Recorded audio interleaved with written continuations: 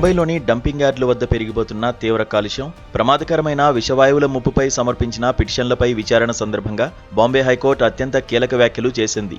ప్రజలు బహిరంగ ప్రదేశాల్లో ఎక్కడ పడితే అక్కడ చెత్త వేయడం, రోడ్లపై బాహాటంగా ఉమ్మివేయడం వంటి పద్ధతులపై న్యాయస్థానం తీవ్ర ఆగ్రహం వ్యక్తం చేసింది. స్వదేశంలో నిబంధనలను బేఖాతరు చేస్తూ ఇష్టానుసారంగా వ్యవహరించే ప్రజలు విదేశాలకు వెళ్లగానే ఎంతో పరిశుభ్రంగా ఎలా ఉంటారని ధర్మాసనం నిలదీసింది. ఇక్కడ ప్రతిరోజు వీధుల్లో విచ్చలవిడిగా చెత్త పారేసే వాళ్లే విదేశాల్లో మాత్రం ఒక చిన్న చాక్లెట్ కవర్ను కూడా బయటపడేయడానికి వెనకాడుతారని వ్యాఖ్యానించింది. పౌరుల్లో ఈ రెండు రకాల వైఖరి మారాలని స్పష్టం చేస్తూ పరిసరాలను శుభ్రంగా ఉంచుకోవడం ప్రతి పౌరుడి ప్రాథమిక బాధ్యతని పునరుద్ఘాటించింది. నిజమైన పౌర బాధ్యతను నెరవేర్చిన వారికే పరిశుభ్రమైన వాతావరణాన్ని హక్కుగా కోరుకునే అర్హత ఉంటుందని జస్టిస్ జిఎస్ కులకర్ణి, ఆర్తి సాఠేలతో కూడిన ధర్మాసనం అభిప్రాయపడింది.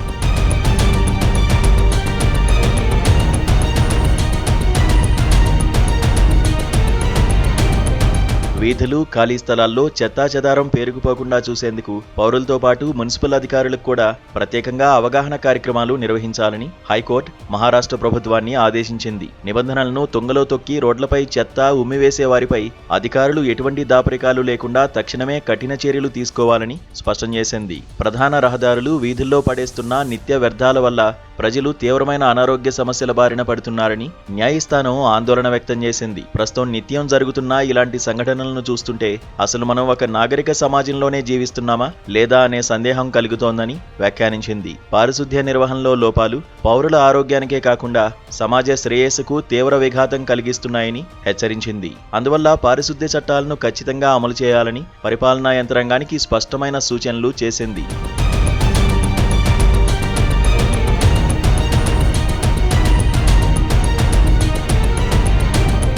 మరోవైపు హైకోర్టు భవనంతో సహా ముంబై నగరంలోని చారిత్రక వారసత్వ కట్టడాల సమీపంలో చెత్తను నిర్వహిస్తున్న తీరుపై ధర్మాసనం తీవ్ర అసంతృప్తిని వ్యక్తం చేసింది. మున్సిపల్ వాహనాల అస్తవ్యస్త నిర్వహణ, సక్రమంగా లేని పారిశుద్ధ్య విధానాల వల్ల ఈ ప్రాంతాలను సందర్శించే అనేక మంది విదేశీ పర్యాటకులు తీవ్ర ఇబ్బందులు ఎదుర్కొంటున్నారని పేర్కొంది. ఇది నగర ప్రతిష్టను దెబ్బతీయడమే కాకుండా పర్యాటక రంగంపై కూడా ప్రతికూల ప్రభావాన్ని చూపుతోందని ఆందోళన చెందింది. ఈ అస్తవ్యస్త పరిస్థితిని సరిదిద్ది వారసత్వ ప్రాంతాల వద్ద పరిశుభ్రతను పునరుద్ధరించేందుకు వారం రోజుల్లోగా తగిన చర్యలు తీసుకోవాలని అధికారులను ఆదేశించింది. పౌరుల ప్రవర్తనలో మార్పుతో పాటు అధికారుల జవాబుదారీతనం తోడైనప్పుడే స్వచ్ఛమైన సమాజం సాధ్యమవుతుందని బాంబే హైకోర్టు ఈ సందర్భంగా పేర్కొంది.